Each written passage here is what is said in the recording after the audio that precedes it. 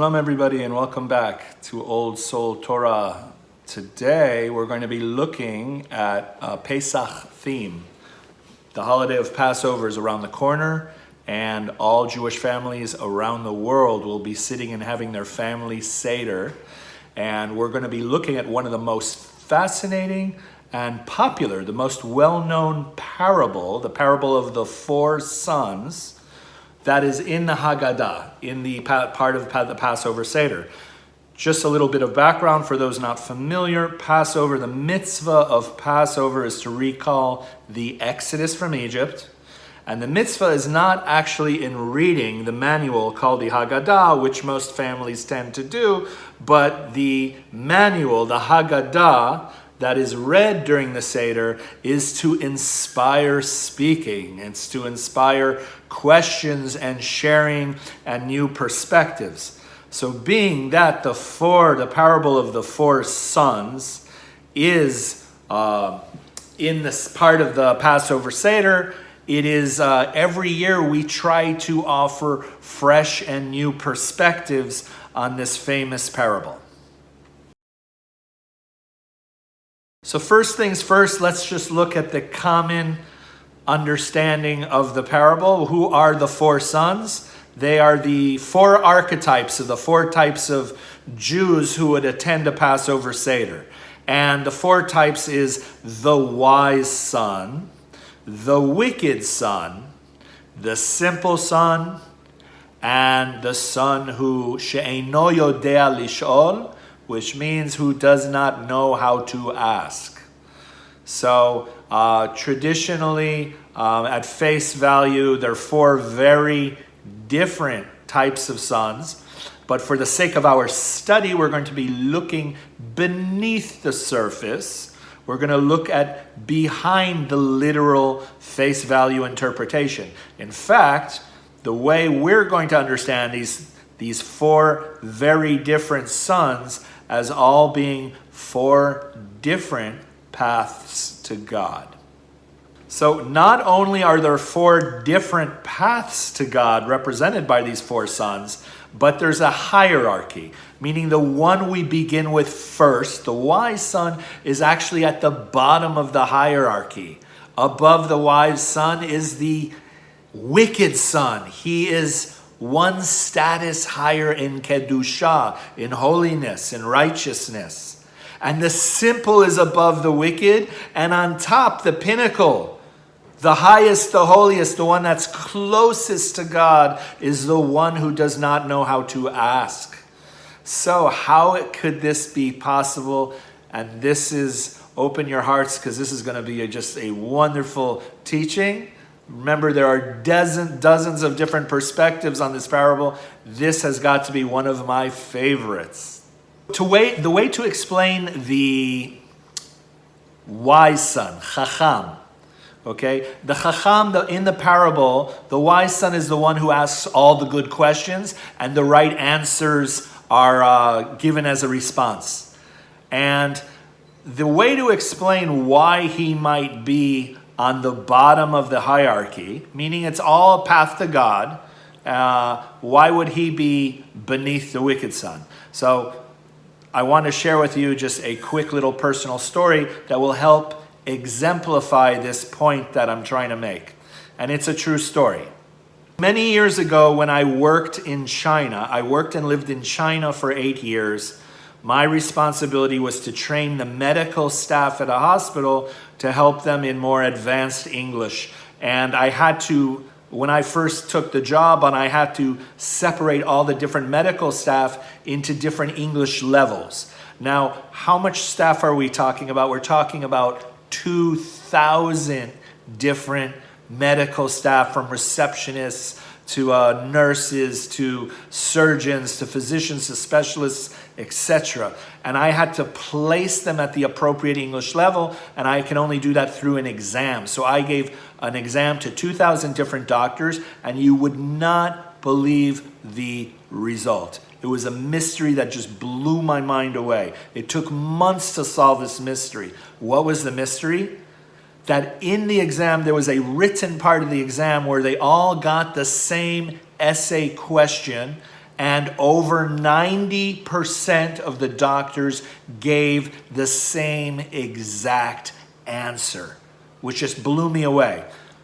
For the sake of understanding this a little further and appreciating what's happening here, I'll tell you what the essay question was, because I still remember it. It was, what current problems is China facing today in its nation? Meaning, what are the current problems or challenges that the country is facing? Out of 2,000 doctors, over 90% answered the same exact answer. What was their answer? Traffic jam. That was their answer. China has big problem with traffic jam. Traffic jam is a very big problem in China. And they all just talked about traffic. And I was like, okay, every modern city in the world has an issue with traffic, especially traffic hour, going to work all at the same time, getting off work at the same time. But what is going on here? I know it's a communist country, but come on, this is medical staff. They are very, very intelligent, extremely intelligent staff. The cream of the crop of China. Now, months went by when I finally had lunch with one of the doctors. We created a connection, a bond, and I couldn't help but ask, and I said, forgive me for asking, but maybe you can shed light on this. How is it possible that when I gave the placement exam, the English placement exam, over 90% of the doctors answered the same thing? I said, they weren't cheating, I know that. It was impossible for them to cheat. So how is it possible that they all gave the same answer? The doctor, he began to laugh. He kind of chuckled, giggled, and he said, okay, I will tell you the truth. When we are all in high school learning English, we all use the same text. And the text is to train us for after high school when we do our English placement exams. They have a few sample questions. The question you chose, what problems is China facing in the modern day, was one of the sample questions. And these doctors, being that they're very bright and intelligent, the doctors memorized the answer. They went back into their memory and they can still remember how to respond to this kind of question. So they all gave you the sample answer that they had memorized. So I was trying to understand the culture, and I know that Asian culture is just they get shamed and embarrassed very, very, very, very easily. They have a whole honor code, and they're terrified at making mistakes. So in order to appear smart, in order to appear chacham, like the wise son at the Passover Seder, they have all the answers memorized. They just go with whatever was spoon-fed to them by their teachers. That is the answer they're given. And now you can understand why in the parable of the 4 sons, the wise one who asks the intelligent question and gets the right answer is at the bottom of the hierarchy. Because if you really think about it, if you're just conforming to what spoon-fed belief systems and values and understanding of Scripture, the Bible, the world existence, if you're just giving the party line, then there's not a lot of intellectual activity involved. There's not a lot of inquiry involved. So now we understand why the chacham, the wise one, is really on of the hierarchy. He's on the bottom. The evil one, the wicked one, which another way of describing him is the rebel, the rebellious son. His path to God is higher than the wise son. Why? Because he's not content with superficiality. This is the son that maybe on the surface appears as rebellious, but the rebellion is coming from a deeper place inside that is seeking truth, that wants to know the deeper answers to life and reality. So he's not challenging for the sake of mocking. He's not doing it out of spite, but because he has a deeper passion for truth. because deep inside, he wants to connect to God on a much, much deeper level and is just not content with mediocrity, superficiality, and just robotic, predictable answers and explanations. Above the wicked son is the one that we call tam, which in Hebrew means simple, but it's related to the biblical word tmima or tmimiyut or tamim, which means pure, simple, holy, one who walks with God. Why is this son or this archetype an even higher level of kedusha and holiness? Because this is a son that has chosen for himself to bow out and separate himself from controversy, from conflict, from the polarities of the wicked and the rebellious and the righteous, he's basically very content and fulfilled with his basic path of simplicity, because sometimes less is more. And this person is choosing to bow out of all complicated, the complexity of life, the drama, the battles of everyday life. There's only so much time we have on this planet, and he wants to make the most of it by walking with God in the garden, because that is the original intent by which we were all created, to walk with God. And simplicity and purity is a great, great, great path, a preferable path for that to happen. So now we're going to look at the one who does not know how to ask. And this is the highest, the pinnacle, of the four archetypes. And he, I would say, is the mystic of the four. How is this one who doesn't know how to ask a mystic? Because sometimes silence equals dveikut. Dveikut in Hebrew means oneness, unification with the Supreme Being. Being at one with God. So much living and being filled with God's presence and his light that words would diminish from this experience. Words and questions is a level lower than this level of unity and union with the divine. And so he is the silent one. But never underestimate silence, friends. This person lives in the garden of bliss, immersed with the Creator. Now, I'm going to give us, this is a chidush. This is a personal spiritual insight that I came across. Actually, last year in Jerusalem, it came to me that there's a holiday before Passover on the Jewish calendar, and that's Purim. On Purim, there's a mitzvah, or a custom, I should say, that is mentioned in the Talmud that is associated with drinking. So on Purim, we have many different customs and traditions.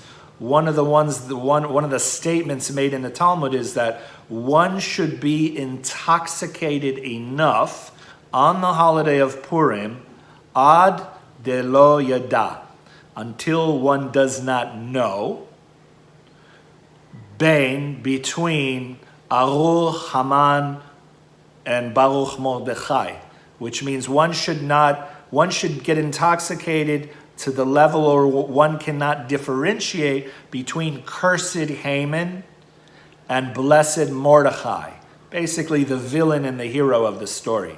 You should be on such a level of drunkenness and intoxication that you don't know the difference. Now, this is really, really misunderstood often as a permission to get bombed, to get drunk beyond,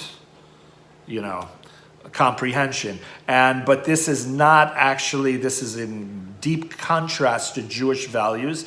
Judaism would never promote such a level of drunkenness that you don't know the difference between good and evil. That is absolutely ridiculous. So it's really enough wine to inspire, to open the heart, that one is intoxicated on a spiritual level.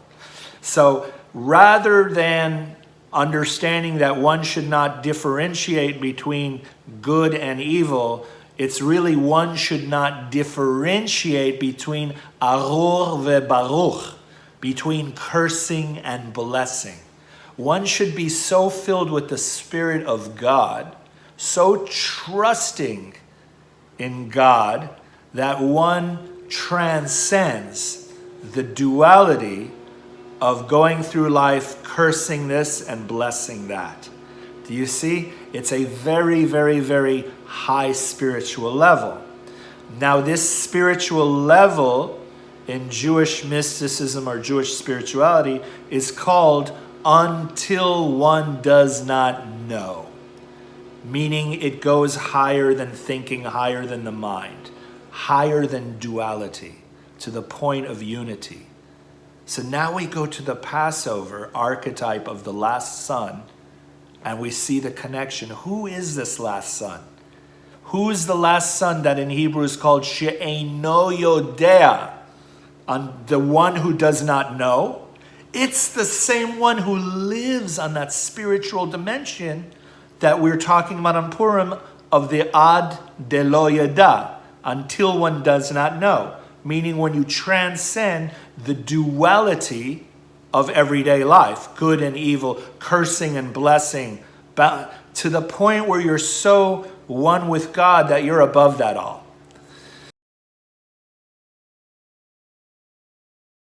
So now I want to do one last thing and take the idea of matzah. Matzah is what we eat, the unleavened bread of Passover. And what would be the four different, like we said, there's four different sons that represent the four different pathways to God.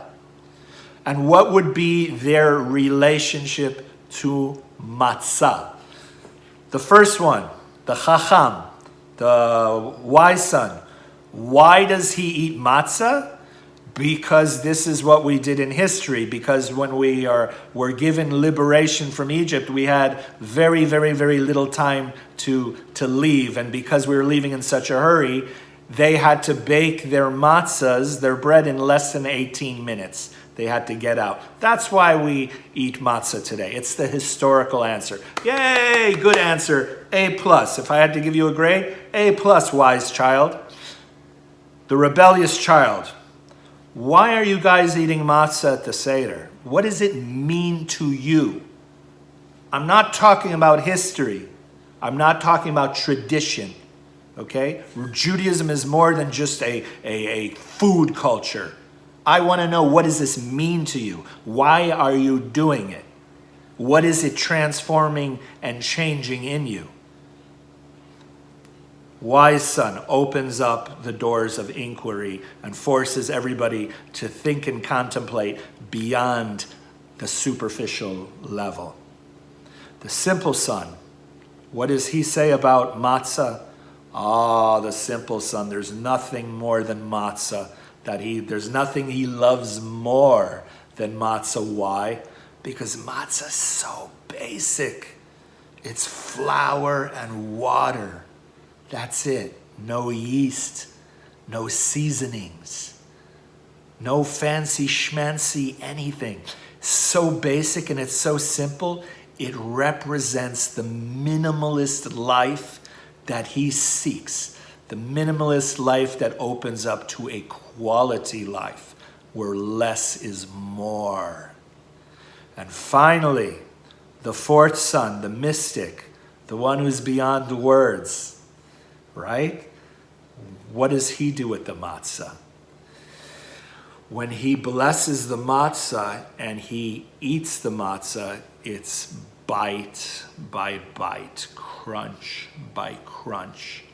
And when he's eating this bread, this unleavened bread, he's directly downloading the original light of the Exodus.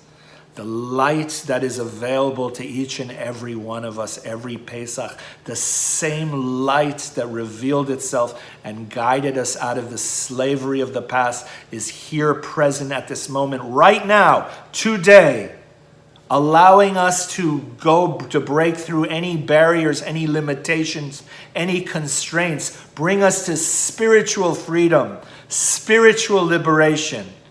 And with every bite and in every piece of matzah he's digesting, it's going into the body and it's cleansing all the dark corners of the schmutz and the chametz that might be hiding in every corner.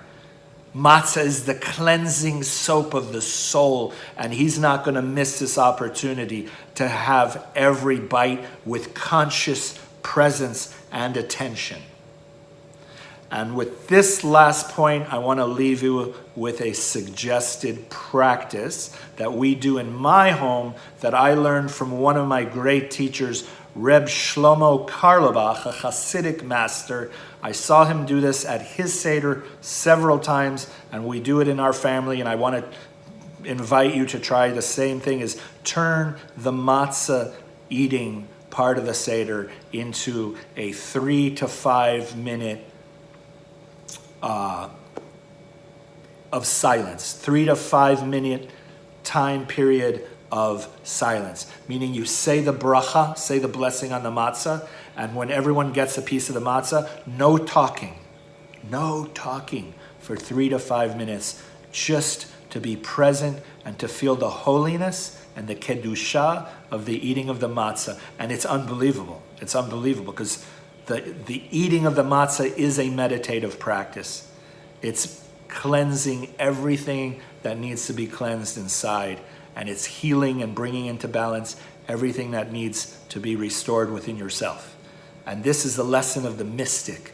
This is the she'eino yodea lishol, the one who is beyond questions and beyond words. The one who is at the highest level of kedusha is this practice is likened to his derech to Hashem, his path to God. And the last idea I want to leave everyone with is that while we say the 4 pathways are a hierarchy, indeed on one level it is a hierarchy, but on another hand all 4 paths are legitimate paths to God. And there's no person that is only one of those paths. We are constantly fluctuating between one archetype to the other, one child to the other. There are times in our life where we are the wicked son, we are the rebels, we are the ones asking questions. And there are times in our life where we're just very content with simplicity, where we're bowing out of the politics and the controversy and the choosing sides because we just want to be simple. We want to enjoy the days of our life. And there are other times where we're mystics. We want nothing more than to be close to God, and we won't settle for anything less. So we are, all of those archetypes are within ourselves. And on Passover, during the Seder, when we read that part in the Haggadah, we are reminded of all those different parts of ourselves. On this note, I want to wish everybody a kosher Chag Pesach, a wonderful holiday of Passover, and may you be filled with the light of breakthroughs, liberation, and being close to the Almighty One, the only one, the God of Israel. Good Pesach, good Shabbos, and see you next class.